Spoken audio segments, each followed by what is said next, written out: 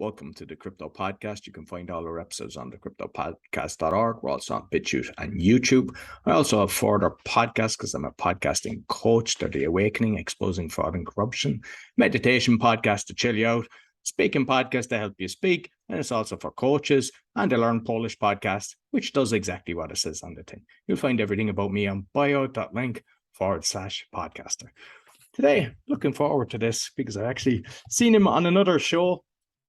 My guest, creator of Global Meta Exchange and Mentor Exchange, and Wisdom City Learning and Development, ranked top 10 leadership and metaverse guru, best-selling author of not one book, not two books, 13 books. So I presume there'll be even more coming forward. And ranked number one in thought leadership in organization culture. Please welcome Arthur Carmazzi. Close enough. All right. Great to be here, Roy. Thanks for having me. No problem at all. And I'm basically getting into this crypto NFT world, and it's the last kind of 2 years. It was brought to me, I suppose, 8 years ago. I didn't get it. But based on a webinar that I was on with you just a few days ago, I was highly impressed. So those that are actually listening, I'll highly recommend that you go into the links for the video, because what we're going to talk about, and you'll see, I think it'll be better. So I suppose you might let us know what you're doing, or did I miss anything with your qualifications? Well, no. I mean, it's all been a journey. Just it's all been a journey. So mostly, I mean, I have been in the learning and development space. So, I'm a trainer, I'm a consultant, I'm a coach, and I've built a good enough reputation to be ranked the world's #1 thought leader in organizational culture. So, now what we're doing is we're taking all of this stuff and we're putting it into, the next level of technology, which of course is Metaverse and Web3, Web3 meaning NFTs and tokens and things of this nature, where basically people, the users, are the creators of the content rather than the owners of the website per se. No, beautiful. So what I'd like to know, first of all, is your own crypto journey, because obviously what you're doing is amazing, is high level stuff, but you might let me know your journey. Wow. Well, during the pandemic, so I have two things, right? So of course, as a speaker, trainer, coach, consultant, a lot of my work was traveling, which didn't happen. And so like within a period of 2 weeks, literally, everything got canceled for the whole year. So then I also have a resort. It's actually a pretty cool one. It's called Avalon, and it's carved out of the volcanic stone mountain here in Bali, where I live. And of course, that completely went away. So I have coming up with all kinds of things. I've always been in technology, and we've done very well with our online tools, and it just happened though that at that time I had gotten one of our programs accredited, our organizational culture consultant, and I put it online. So that one kind of kept me going, but ultimately it was how to figure out what to do with the properties. And I think, okay, so there's a lot of other people having problems with property also. So I'm thinking, well, okay, so I learned about NFTs, and I didn't really think of the pictures of monkeys and stuff. Because NFTs is a technology, right? So I thought, well, what if you could take pandemic priced hotel rooms and experiences and things that people normally sell, but you package them in such a way where basically people can buy them like at about maybe a fraction of what it would normally cost during the normal time, and you give people a time until the end of 2025 to cash it in, because by that time the pandemic should be over, and this was in 2020, right? So we sold all these NFTs, or we went to all these hotels and everything, and of course some of the hotels was like, oh, that crypto stuff, that's like some scam, right? So we don't want to have anything to do with it. But there were a lot of other hotels that did join us, and we managed to sell over 700 plus hotel rooms in a rather short period of time by basically creating NFT because we didn't sell them to tourists, right? We sold them to investors, because the same NFT now is literally worth, you know, between 5 to 7 times more than what we sold it for back then, because Bali's open. And the hotels are sold at are now going at normal rates. So no, so it was a good investment. I mean, the fact that you actually got 700 is impressive, because, you know, especially for something new to them, you know, to get that across. So is it something that you're able to replicate and kind of do international? Because it's a lot easier to do these kind of sales when you actually go there and you can show them something, but online, have you actually managed to do that? well, the thing is that at that time, see, because before it was a unique situation, everybody just needed money. All these hotels, the establishments that were doing the, you know, the like the different boats and all this stuff, they just needed money to survive. And so what we did is, I mean, we essentially, I mean, we pre-sold it, but we pre-sold it to, again, the tourist market. Everybody was trying to get tourists to buy these stuff. The tourists weren't buying. So the investors, on the other hand, did, because it was literally an investment. I mean, you know, they figured that they within a 5-year period that they would definitely be able to get their money back, and you know, they've been doing it. Brilliant. So I suppose no, it's a fantastic model, because like I was talking to a friend recently, and he was on about property in Scotland, because he had lived in Scotland for a while, and he was seeing stuff for 60,000, but he wasn't actually able to go there. And he was like, he knew he could buy a few of them, but he couldn't, because he was stuck in the UK. And he said they're over 300,000 now. So even for something like that, the people were actually going bust that had it. But if everyone was able to incorporate that, because we don't know what's around. I mean, there's so many different things going around. We don't know. Will we get another wave of this? Yeah, well, that was me trying to, you know, solve a problem. That's how I got into crypto, or at least into blockchain, was with that level of NFTs. And then being in the learning and development industry, so then the next thing was to essentially help people that are coaches, trainers, and consultants go to the next level on their business as well. Because, you know, everybody, all the companies right now, you know, especially after COVID, are really concerned about digital transformation, and you know, and digital transformation has so many different levels and things, you know. But one of the most difficult areas of digital transformation is human resources. And that's where, you know, we have really focused our areas. How do you take, you know, Web3, the metaverse, NFTs, and turn it into something that is going to be able to really support the transformation of human resources, to basically get more productivity, more excitement, more engagement, more motivation from the people at work, so that they actually are more innovative and basically, you know, have more fun while helping the company to make more money. And I've seen some of the charts that you've got, which are very cool, with drawings and stuff like that. And it's something that I've discussed on my speaking podcast with people that are doing kind of workshops and stuff, where a lot of the time the employees are made go, and you kind of have a model for that. So you might touch on that. Okay, well, all right. So here, let me show you kind of, you know, something on this here. The well, okay. Yeah, well, all right, here I don't have something immediately on that, but here's the thing, right? So a lot of times when you have training, okay, a lot of people they go because they're told to go, right? But even then, let's say you've got a really great trainer, and you know, and the training is fun, and people actually learn a lot, okay, and people want to implement it. Well, you know, the problem with that is, even if they want to, they still go back to the same environment. They still go back to the people that didn't get the training. They still go back to the same departments, the same bosses, the same everything.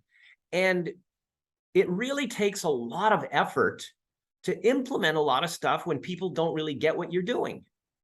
Okay, so so according to an ATD study, what happens is that literally only 4%, roughly, based on a study that they did, of training actually gets implemented on an organization-wide level.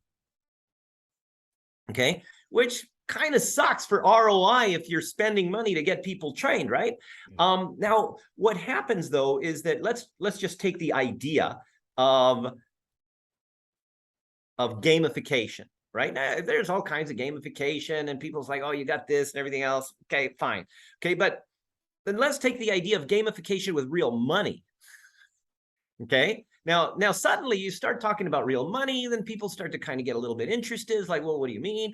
Okay. So here's the thing. Okay. Let's say that, and it wouldn't cost the company money at all. So this is one of the ways that what we call training tokenization. All right. And this it starts in the metaverse, but it continues in real life because ultimately it's about implementation. All right. Now, first of all, each organization will have a training budget. Okay. And that training budget is designed, well, basically to help people get training and help them to learn and hopefully, apply what they've learned. Okay. They also have bonuses. Now, bonuses are usually annual bonuses everybody gets based on whatever. Okay. And there's also extra days off and things like that are sometimes used as rewards. Now, let's just say that, okay, using the model of collaboration. So the provider, meaning the trainer, coach, consultant, okay, connects or collaborates with the organization, not just in doing the training, but in creating very visible, clear, defined behaviors that would show that, if this person is really implementing the training, this is what it looks like. Okay. And so if they apply maybe 25% of the training, it looks like this. If it's 50% of the training that they are applying, it looks like this. And if it's maybe 70, 80% or above, it looks like this. And so now what you have is you have an opportunity to add NFT incentives. So let's say, for example, at level 1, you get an NFT that has a percentage of the training budget. So the more people that implement it, of course, the pot remains the same. So there's less money essentially that goes out there. But the thing is that then there's next level, right? And now that goes into the bonus thing. Okay. So again, the higher you go, the more money you get. So a percentage of the bonuses is also at level 2. And then, for example, days off is at level 3. So now you get more money at level 1, you get more money at level 2, and you get extra days off. But now, if you do get all the way up to level 3 of implementation, that also means you're eligible to maybe go to Bali for some executive retreat or something, because you're obviously going to be implementing what you learn. And of course, that also puts you potentially on a management track, which of course is another incentive. So these are things that can be done through specific things that we can do through the metaverse and through measurement tools, as well as, of course, NFTs that automatically can be cashed and spent with real money. And with this, I assume they can do this kind of in-house in a privacy setting, because Absolutely. like with normal NFTs, like you just check what I've got. You know the different domains and the different, you won't see an ape on my ones, like, but basically so they can keep their kind of privacy, within in-house. Absolutely. So all the organizations themselves, I mean, can have their own again, but it still goes back to real cash. So if you have the incentive of potentially getting real money and the additional benefits that go with that, you're going to be much more motivated to implement what you've learned. Okay, so you'll take the extra time and not give up so easily, and you might even pay attention in class. And same with like the sales stuff, because I mean, by creating whatever sales they're doing, whether it's property or whatever, by having certain badges, because there's like the bragging rights within the company, and there's because of getting to a certain level, then that it converts to something. But I've seen it with a lot of different companies. You hear in the army, people will die for a piece of metal. And I think it's kind of the same as an NFT, a special kind of token within the company that can be related to sales as well. Yeah, and ultimately that token can be cashed. You can buy stuff with it. Like, and it's not like you can only buy stuff from a special store. I mean, it's like you can actually get cash and go and spend it on whatever you want. Oh, excellent. And like, because you have experienced, and I know from a lot of the guests that I get on the speaking podcast, that basically life has changed, and where you were touring around for a lot, but there's also people that have kind of realized, hey, I actually like that I'm not living out of an airplane in a suitcase, and they've kind of changed it. They can actually, whether it's coaching and speaking, they can kind of implement this as well. Absolutely.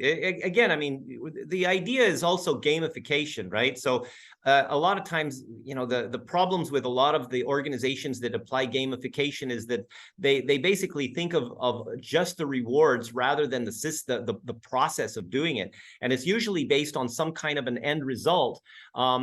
Well, the thing is that right now we as human beings, we're not patient because we live in a world of instant message, instant gratification, instant everything, and so people have much more choices. That's why it's much harder to find good talent now, because they just have so many choices, right? So what you have is what you need to do is you have to deal with, rather than a KPI or an objective, you reverse engineer those KPIs into what behaviors would ultimately achieve those KPIs. And then you can use something like Squadly, which is an app that we've developed to gamify behaviors. And those behaviors ultimately will end up helping you to achieve whatever it is that the goals of the organization are. And with, say, when you've got a large speaking event, and sometimes they're trying to get people to connect with each other. I mean, I've been to kind of, say, smaller events where you'd have like a peak performance partner, but in reality, you could create a system where, say, you're getting 10 people in each different group that they're trying to kind of making sure they implement it. But the reality is they're staying involved, so that when next year around this event comes, they're also kind of a vested interest in it, and whatever that they convert, that whoever gets to the top maybe gets a discount or gets a free ticket or something like that. But because usually what happens, people come in and a certain percentage will come back again, but that would actually keep a lot more engaged. Absolutely. No, excellent. So I know you're an author, and like I'm writing a few books myself, and it's like I hadn't thought of it kind of going down the kind of using the NFTs for the books, but have you actually like done books yourself on with the NFTs?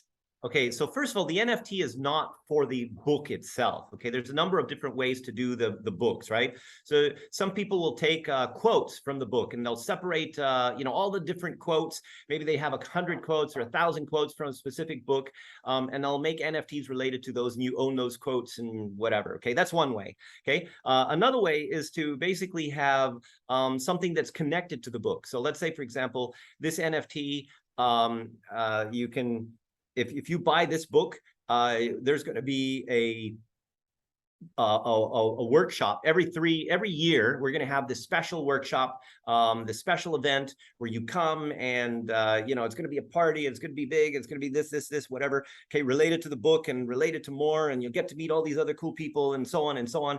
And you have to, and all you need to do is buy a certain amount of books, and you'll get this NFT, which is a ticket to 3 events, right? Which is similar to what Gary Vaynerchuk did in his launch. Sold more than 1 million books.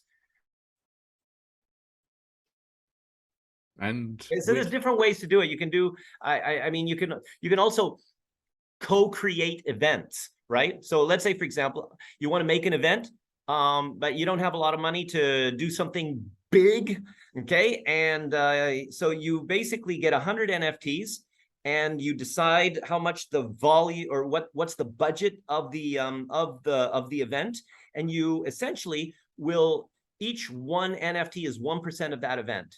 Okay, and people can buy a ticket, get also an opportunity to buy the NFT, or up to 5 of them. Okay, and of course, the more, so the idea here is that instead of spending money on Facebook for marketing, you get people that own the event and they market it, so that ultimately everybody wins. Okay. Except Facebook. And with the NFTs then, because I know there's one company that's actually creating this, that the information is protected, that what you get with your system, because like, say, the server that it goes on, because like your crypto is kind of stating what it is, but the actual storage of something is Okay, put. so you're talking about ICP, Internet Computer Protocol. That's the only, at the moment, that's the only place that your actual images from your NFT are stored on the blockchain itself, because it's the only one that's affordable. If you were to put a JPEG that was at 1 gigabyte on Solana, for example, the Solana chain, it would cost you something like $13,000 per year to keep it there. While on the ICP or Internet Computer Protocol, it would only cost you $5.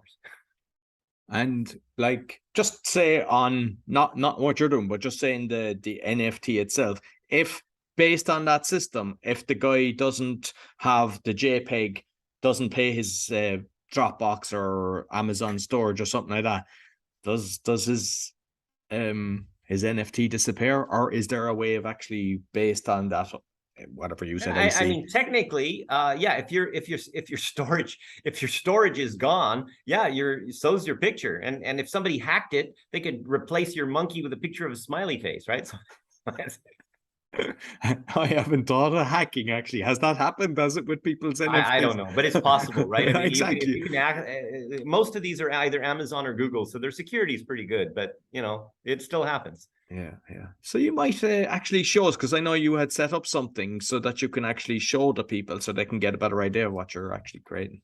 Well, okay. So first of all, one of the things that we're creating is a learning and development metaverse, right? And the NFTs are essentially part of the currency of how people sell things. So if you're going to be, for example, what do you sell with an NFT? I mean, if you're a trainer or a coach, I mean, you can do all kinds of things, right? You could have a golden ticket, access to all my stuff. Okay. You can have specific number of hours, 5-hour NFT. Okay. Good for 5 hours of coaching, or, you want me to go and speak, as long as it doesn't, whatever, not including the travel, et cetera, right? So what you define what it is that they get. It could be a result-based NFT. It could be tickets to events. It could be co-creation consulting. It could be all, I mean, literally anything that you can sell can be put into an NFT and created in such a way where, if, let's say, for example, a company says, oh, we're going to do this, and then the CEO changes their mind because some budget issue or something like that, the company's still safe because the asset still exists, and they can basically sell it or trade it to somebody else. Okay. And you're safe because, well, they've already paid you. Okay. So you've got so many different possibilities using the NFTs, and even, for example, let's say coaching certifications or something like that, right? You can have an NFT that when you first get your first level certification, you're green. And then after you've done a certain number of hours, which are connected to an app that is connected to the data from the NFT changes color. Now that you become a master coach after 100 hours, for example. Okay. All this stuff is really easy to do, but the thing is that you got to bring people. It's not just going to some shop, because you've got to make it fun. You got to make it exciting. So there's this whole story element behind it. So let me just kind of share and just on, because you mentioned the qualifications there, and what I was thinking is, because I've got the PMP thing since I think 1999, and at the end of the day, I do all the different things. I'm an entrepreneur, so I actually come, but it's kind of like you're filling out this thing and you're doing all documentation. It's easy to cheat it if you wanted to, whereas if you've done it through this system where they had to go to certain training, and it's fully traceable, which in turn is, and if you do that with a lot, I mean, especially say the medical field or whatever, because if they got the proper qualifications, you'd actually see it, and you're making sure that you're getting, say, the best, surgeon, say. Absolutely. And the certifications are traceable, so you can't change it. And also certifications, also, you got online programs. I mean, right now, all I have to do is share my email and password to all my friends, and they can access your online program. Okay. If your online program is only accessible through an NFT, and if your online then they'd have to actually send you the NFT, and if you don't send it back, you can't access it. And also within a metaverse environment, remember, it's an immersive environment where you're actually role playing. You're in it, so it's not the same as a video. It's a story. You've got people that are going to help you with the story. Now, mind you, I mean, we haven't finished that part yet, but ultimately the metaverse is going to be the entrance of users and providers, okay, meaning the like clients and trainers, coaches, consultants that are going to create stories in order to train and create higher levels of productivity, innovation, etc. within the people that join. Okay, let me share you just a few things of what we're doing here. So this is like online, okay, and yeah, this guy over here, that kind of looks like me, and the girl is actually my wife. But then, for example, you want to come over here, and let's say you want to go and you look at leadership. So let's say we want to do change leadership. And in this case, we've got, this book over here. Okay. And, okay. And let's open it up. Okay, and this is particularly my program and so on organizational through creating a leadership identity. And then, of course, you want to go there. You can just go ahead and click the go button, and the little portal opens up. And now you can actually go into the leadership identity store. Okay, which is in this particular case my store, and there will be an AI here. See, the big thing is the AI, right? The AI, when you're in the library, you ask the AI what you want. And this is the thing. See, any kind of Google or anything else, it doesn't ask questions back, right? The AI in this metaverse is going to ask you questions that are ultimately going to help you to refine what you need. Okay, just like, and this is, again, all of this AI is connected to the wisdom of all of the owners, because this metaverse is owned by trainers, coaches, consultants who essentially want to get more business, but because they're good at what they do, they're also able to connect into the AI, and the AI will know their stuff. And the AI will be able to ask questions related to, somebody says, oh, I need leadership training. So, okay, well, what's your objective? Oh, well, we're trying to do this. And okay, well, have you thought about that? Oh, no, I haven't thought about that. So what happens is that the AI will probe the user and give them various options based on what they really need, not just what they think they need, and which is a really important factor. So, for example, if we wanted to go over here, like you can also see there's different kinds of things that you can get here based on what's around.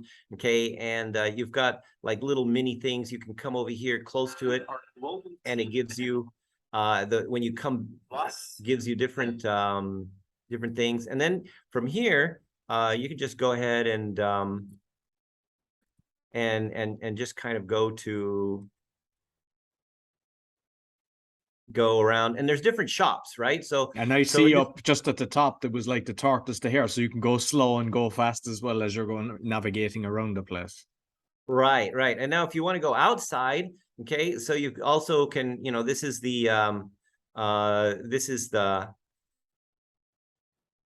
Wisdom City, and this is Wisdom Tower. So like Marshall Goldsmith, John Mattone, okay, all these guys that are, high level New York Times best-selling authors.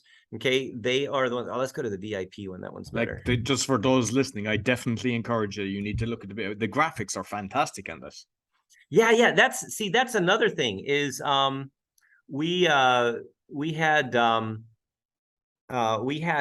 different a different platform before.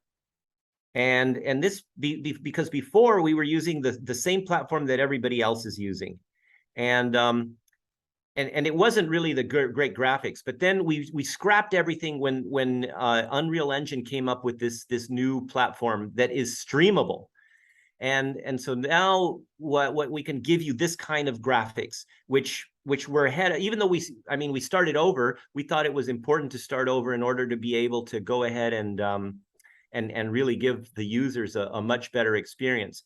And of course, you can have like events here, for example. Okay. So, because to be honest, I've heard a lot about the different metaverse and everything. I mean, so if you created, because I could see, like you're saying that's your wife, you've created, you can see the picture of you and it looks very similar. So can you go to an event, each person is going as like similar to themselves, and you can have the conversation as if you were there, as well as kind of say sitting down looking? Is that, or am I off the track? Absolutely, absolutely. And see, that's the thing. Okay, so for example, that avatar that looks like me, I mean, it's the AI, right? So but you can make an AI of yourself. Okay, it knows all of your books, it knows all of your videos, it knows all of the articles you've written on LinkedIn or on your website, and it can answer questions about all of your stuff. Okay, and it can sell for you. You just program it to, with sales questions, and it will sell for you. So all of this stuff, you can go ahead and look at. You can have little events here. So you've got, like, for example, like here's one of Marshall Goldsmith's NFTs. So this is his special Global Gurus Top 30 NFTs. You get 30 hours of Marshall Goldsmith's time. Okay, now get this. It costs $200,000. Okay, but if you actually consider the fact that Marshall Goldsmith sells a 1-hour keynote for $50,000, that's actually a really good deal. And for, say, just say the likes of me with the different businesses and podcasts, you could do the same as well, so people could go in and see the different shows and things like that. Absolutely. So, for example, you can have a special. Well, here, let me stop sharing for a moment. Okay, but what you could do is you can have a special podcast NFT. Okay, and this NFT will give you, for example, let's say that the moment that you reach, let's say you create an NFT when you start your podcast. Okay, so everybody that becomes a subscriber in the beginning, maybe the first 100 subscribers get the NFT for free. Okay, and then you start to as your podcast gets more valuable, well, that means that people actually like what you have, and that NFT could be connected to something. It could be connected to some online thing, or it could be connected to advertising, it could be connected to product placement, it could be connected to an event. Okay, so everybody that has that NFT now has some value. Now, with 100 subscribers, the NFT may not be worth much, but as your podcast grows, which of course is in everybody's best interest, so they market it for you, that NFT value also increases in value. Because if you have 200,000 or 1 million people on your subscribing to your podcast, that NFT that those first 100 people got is going to be worth, potentially $20,000-$30,000. And with that, because like I use a load of different platforms, and there's some doesn't use the RSS feed, it just goes into their own one because it gives you kind of protection. Is it possible for something like this that it's connected to the RSS feed, so when it goes through the system that it actually registers as an official download, which in turn goes to the different charts like listen notes showing you in the top position? Or must you keep it kind of in-house? Anything is possible with programming. I mean, remember that this is, anything is possible with programming. It's not something that would be like just off the shelf regular, kind of thing. Simple, but it could be done with programming. Okay. And then, because when it's done through this, and like say the gas fees, because I've bought stuff on normal NFTs, and I know that with Ethereum 2.0 now things have changed a lot, but I mean there's people using Polygon and all this, and what's strange is when it's smaller. If you're getting big stuff, you don't really think of say $10, $5, but when you're doing small little things, that if you've got, like say, buying something for $1 or $5 and you're paying gas fees of maybe $5 to $10, how is it working in this? Well, okay, is that me or is that you? Is there a No, that's sound you. like, Yeah, is that me? Oh my gosh. Right. How is that working? Okay. That's probably somebody in the metaverse phoning you. Yeah. Okay, well, eventually I am guessing that they will stop. I don't know what is this anyway? Huh. Because I don't see anything Is popping it up on my yeah screen. So that's just Telegram or weird. something like that? Because yeah, so there's so many different things, or yeah, WhatsApp, Telegram. Okay, well, so anyway, we will continue and doing this. Eventually, they, you know, whoever it is going to stop doing it. You hope anyway. Oh, there it is. Oh, okay, it's on the phone. Got to get it off the phone. Okay. So yeah. All right. So anyway, let us continue. Yeah, The so I was just talking about the gas fees. Yeah. Yeah, gas fees. See, that's only if you're on Ethereum. I mean, you can get, like for example, right now, you know, Internet Computer Protocol is one of the blockchains we're using, which has literally reverse gas fees. There's like, you know, hardly anything if there is no actual gas fee, because you know, when you do this kind of stuff. So and then there's we're also, for a little bit more mainstream, we're using the Binance Smart Chain. And the Binance Smart Chain, yeah, I mean, you know, you can pay all the way up to 30 cents for a transaction. Yeah, but I mean, that's not going to make people cringe because yeah, they're used to paying even Exactly. You know, and that's 3% the thing. I with mean, a Ethereum is credit card. still, you know, yeah, the whole Ethereum thing, you know, if you're doing the whole NFT trading with, you know, the pretty monkeys and monsters and shit like that, sure, fine, okay, go ahead and, you know, pay the gas fees and be on there and be the artist. But that's not what we're doing. This is a technology. We're not doing art. We're doing technology-based, real-world assets. You don't have to have a special fancy blockchain open sea thing to sell real world assets. So for somebody that wants to get set up through this, what kind of money are we talking about? Well, it depends. I mean, if you're a coach, trainer, consultant, and you want to become a member, right now we have lifetime memberships. Okay. And you can buy a regular membership for $50, or you can get a VIP, which gives you all kinds of really big bonuses and value that later on would cost the equivalent of about $299 per month. $299, not $2.99. Just to clarify. Later on for something like about $1,200, right? So, you know, it depends, right? And you can also get you can even buy a shop right now, plus the VIP membership for roughly about $2,000 lifetime. Okay. Well, in the future, I mean, the future requires you to do a monthly, because you can't sell all these things in advance, because that's not a good model for development. But but later, when we're actually established, when we have enough thought leaders and trainers and consultants and coaches inside of the metaverse, then we can start doing the marketing to bring in the HR people. And this is where now we can start selling the monthly subscriptions. Okay. No, I mean, that makes sense. And I mean, like each person is they're bringing in their audience as well that you bring in. And it's just Yeah. a I mean, total Marshall cross Goldsmith promotion. alone has 1 million plus followers, right? So once we start opening, I mean, and he starts just kind of talking, hey, let me, you know, come visit me in the metaverse. That alone is going to be, you know, huge. And it's see, the thing is that in order to make this work, this is again, right now, where the trainers, coaches, consultants are still on the competition model.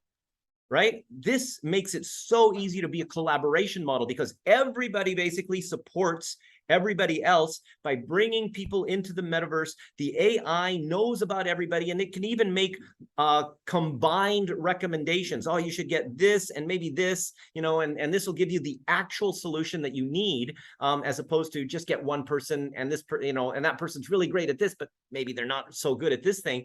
And even though, you know, so what it'll do is the AI literally is going to help everybody to get more business. Excellent. And just find it, because like I've seen that you can kind of navigate around, but the reality is getting kind of the VR glasses and everything is that kind of the better way of experiencing this. Okay, yeah, you also have to consider the fact that HR people, trainers, coaches, consultants, they're not tech nerds. They're just not, right? It's like, you ask people what's an NFT. It's like, like, oh yeah, I've heard of that. Isn't that like a picture of a monkey, right? I mean, that's it, right? There is no very little concept. You start asking these people to go into, techie stuff and VR things and stuff like that. Honestly, you're just setting yourself up for failure. This is so easy. Okay. Your wallet, because we assume that that people that are going to come in here are not going to have like, 4 or 5 Bitcoins in their wallet, right? So you don't need to have the super security of some of these other wallets. Name, okay, a username and password, right? Email and password. That's it. Make it really simple, real easy to get. You want the trainers, coaches, consultants that get offices or get shops, right? They don't need to set things up or build stuff. All that stuff is done for them. Okay. The whole point is making it super easy for the average person that is not a tech nerd to go and be able to not just create something in here, but use it in such a way where they will be able to get teams of people to literally come up with ways to or to use this in real life. See the whole thing. This is a gamified system. I mean, what I showed you just now didn't have the gamification stuff in there, but I mean, ultimately, all of the scenarios and the stories. I mean, all of that is connected to a learning journey, and it's also gamified in a way to get people to come back, right? So, for example, okay, let's say I've got a training program that I want to sell, a live training program. Let's say I want to do a 3-day live training program. So, and I've got other things too. I've got online programs. I've got this. So what I can do in this is I can have as a trainer, a coach, consultant, I can have my own coin, my own token. Okay. And it can even have a picture of my face on the coin. Okay. And so then you got this. So now I can offer those coins for anybody that is walking through the metaverse. Okay, if they're looking, let's say for example, I'm a leadership trainer. Okay, so in the AI will know what they're looking for. So if they are looking for some things that are related to leadership at the very beginning, those will automatically pop up. Free coins. And let's say the coins are only worth like maybe $2 each. And so people can go and they can get, oh, I got $2, right?